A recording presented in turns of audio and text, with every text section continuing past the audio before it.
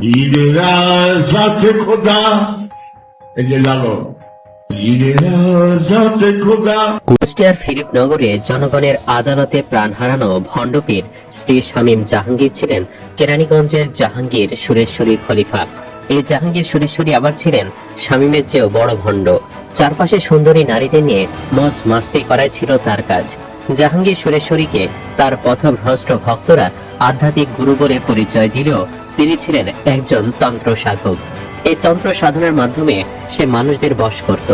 মানে জাহাঙ্গীর শুধু ভণ্ড পীরই ছিলেন না, পাশাপাশি হোমিওপ্যাথ চিকিৎসকের আড়ালে ছিলেন একজন ভয়ানক তান্ত্রিক। সম্প্রতি স্ত্রী শামীম নিহত হবার পর জাহাঙ্গীর সুরেশ্বরীর নানা অপকর্ম বাহিরে আসতে শুরু করেছে। 1998 সালের ঘটনা। এলিফ্যান্ট রোডে বর্তমান আল আরাফা ব্যাংকের বিপরীতের মার্কেটের দোতলায় লাল হরফে সাইনবোর্ডে লেখা বে-ঈমান হোমিও হল। সেখানে গিয়েছিলেন বিখ্যাত আলেমে দ্বীন আব্দুল্লাহ জোবায়ের। তিনি বর্ণনা করেছেন জাহাঙ্গীর সুরেশ্বরীর অপকর্মগুলো। আব্দুল্লাহ জোবায়ের লিখেন, জাহাঙ্গীর সুরেশ্বরী ডাক্তার হিসেবে দারুণ ছিলেন। চেম্বারের সামনে জাহাঙ্গীর সাহেব আর তার আরো 2-3 জন শাগরেদ সহ বসা।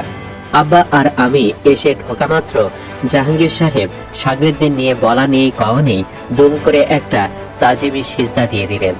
আব্বা লাফ মেরে সরে গেলেন সামনে থেকে, আমাকেও সরালেন, বললেন, এটা করলে তো আপনার এখানে আসা যাবে না। জাহাঙ্গীর সাহেব এরপর আর আমাদের দেখলে সিজদা দিতেন না। তার কাছে সিজদা ছিল সালাম জানানোর ভণ্ড আর একটা বিকল্প পদ্ধতি।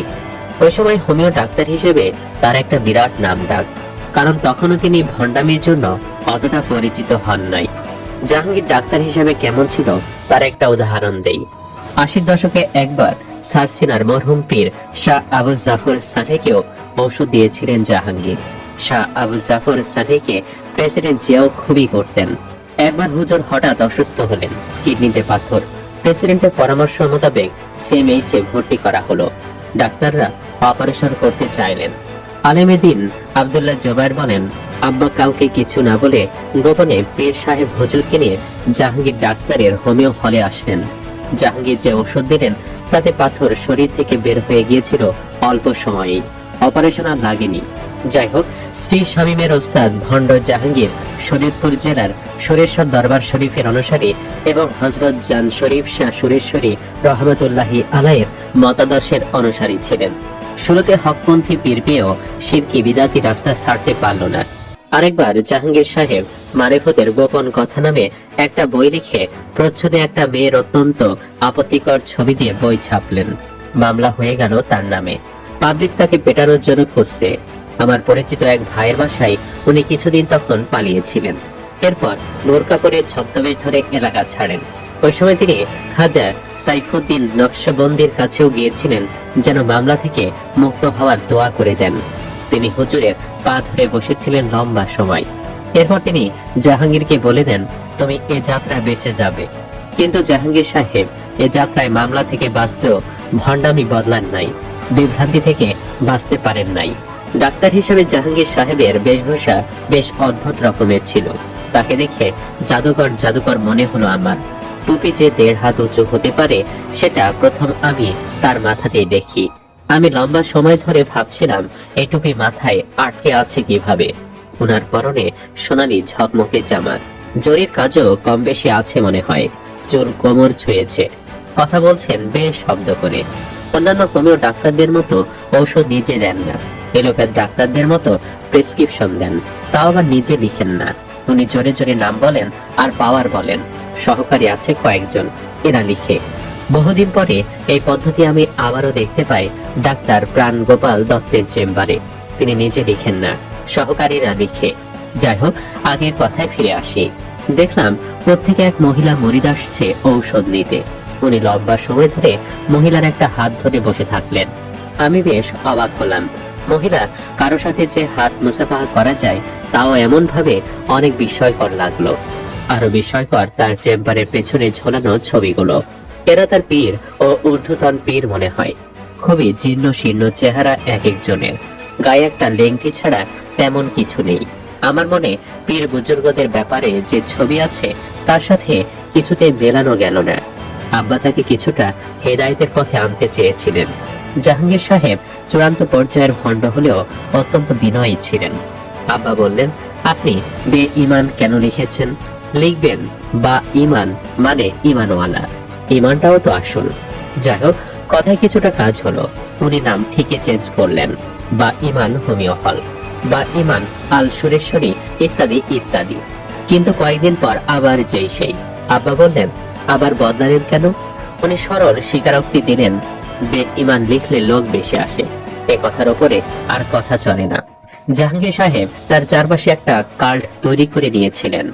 তিনি বইপত্র লেখা শুরু করেছিলেন তার মামা আরেক মারাত্মক গোমরা সদরুদ্দিন চিশতির হাত ধরে। তার বেশভূষা, কথাবার্তা ধর্মীয়ভাবে স্বল্প শিক্ষিত লোকেদের কাছে অত্যন্ত গুরুভার মনে হতো। তিনি ফার্সি ভাষা আয়ত্ত করেছিলেন, ফলে ফার্সি শের বয়েত আওড়াতে পারতেন।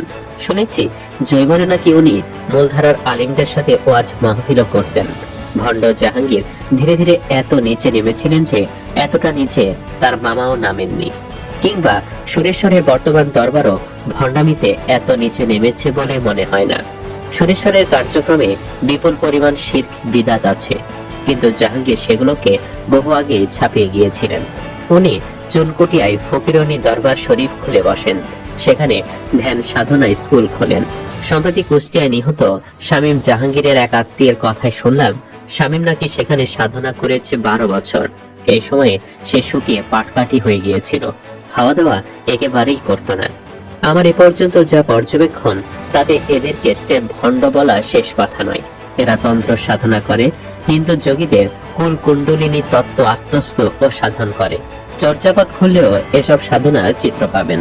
সেখানে ইড়া পিঙ্গলা নারীর কথা আছে, যোগ সাধনের কথা আছে। যেমন লোকনাথ ব্রহ্মচারী একবার এক বিচারকের কাছে গিয়ে নিজের কিছু অলৌকিক কাজ দেখিয়েছিল। সে মারাও গিয়েছিল আরেকজনের যক্ষারও নিজের শরীরে ধারণ করে বিনাশ করতে গিয়ে। কিছুদিন আগে দেখলাম জাহাঙ্গীরের ছেলে লোকনাথের আশ্রমে গিয়ে সিজদা দিয়ে পড়ে আছে। লোকনাথ কিংবা অনুকূল ঠাকুর এরা যে চর্চা করত, জাহাঙ্গীর বে-ঈমান ও শামীম জাহাঙ্গীরদের চর্চা একই সূত্রে গাঁথা। তাই এদেরকে জোর করে সুফি আর মুসলমান পীর বানানোর কিছু নাই। এজন্য খাজা আবু ইয়াজিদ বেস্তামি রহিমাহুল্লাহ অলৌকিক তত্ত্বেও কারো হক হওয়ার প্রমাণ হওয়া অস্বীকার করেছেন, যতক্ষণ না শরীয়ত ঠিকঠাক পাওয়া যায়। সুফিরা বারবার এসব থেকে সতর্ক করেছেন, কিন্তু একটু অলৌকিকত্ব দেখলেই আমরা কাত হয়ে যাই।